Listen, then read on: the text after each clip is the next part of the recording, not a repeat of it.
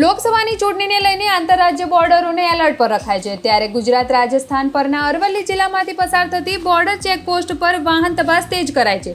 ચૂંટણી સમયે થતી રોકડ તેમજ દારૂની હેરાફેરી અટકાવવા માટે પોલીસ વિભાગ તેમજ ચૂંટણી પંચ દ્વારા વિશેષ તકેદારી રખાય છે, જેને લઈને બોર્ડર સિવાય પણ સ્ટેટ અને નેશનલ હાઈવે પરની નવી ચેકપોસ્ટ બનાવાય છે।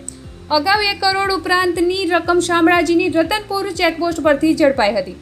છેલ્લા 2 દિવસમાં 4 જેટલા પ્રોસિક્યુશનના કેસો નોંધવામાં આવ્યા છે। ત્યારે પોલીસે કારમાં ગુપ્ત ખાનું બનાવી દારૂની હેરાફેરી કરતા લોકોને ઝડપી લેવા તજવીજ હાથ ધરી છે। જિલ્લાની 7થી વધુ આંતરરાજ્ય બોર્ડર પર round of the clock police દ્વારા તપાસ ચુસ્ત બનાવાઈ છે।